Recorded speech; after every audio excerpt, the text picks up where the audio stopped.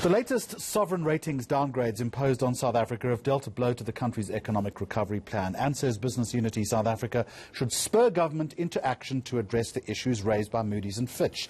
Note CEO Kaskuvadia, the downgrades reinforce what he terms the severe socio-economic crisis confronting the country. He joins me now on Tuesday lunchtime. Kaskuvadia, good afternoon to you. You say this should spur government into action to do what?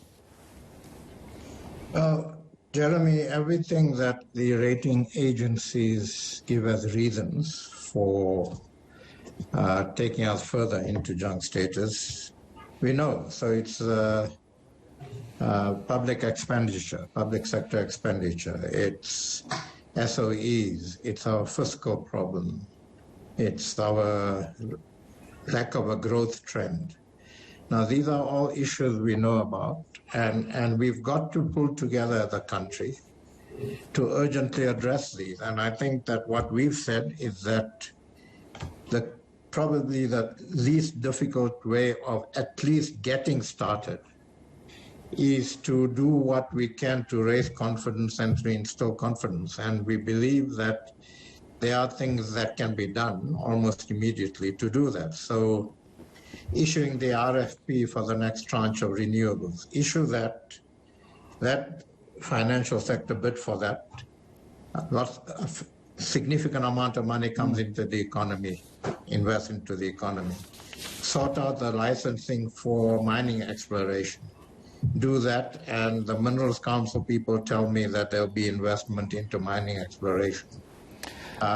Bring forward, if we can, the release of spectrum.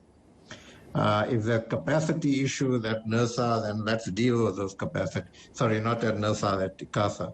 Let's deal with those capacity issues. So I think that there's some stuff that we can do quickly. We're more than happy to work with government to see what business can do to facilitate those things happening.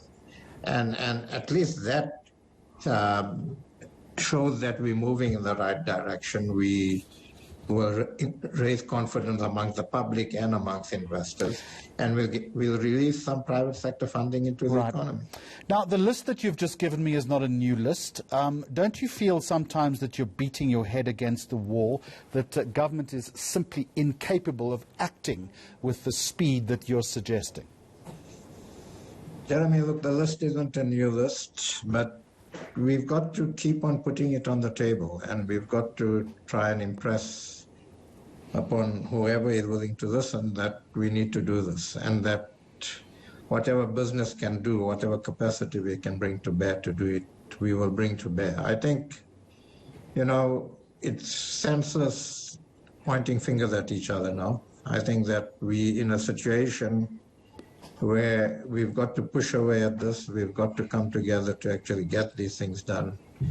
And all we can do right now is urge that we do it. Just quickly, what are your members telling you? Is there any sense of optimism that we're going to start gathering the momentum that you outline and which is so sorely needed?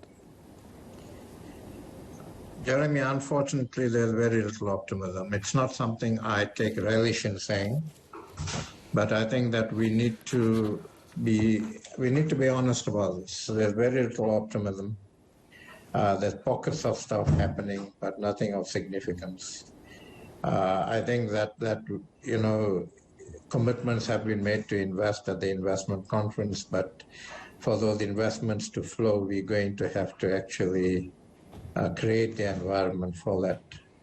So as a country, we find ourselves in an extremely difficult situation, and all we can urge, let's move with urgency, and we are committed to work with government and other social partners to move with urgency. But the reality is that the levers currently do lie with government.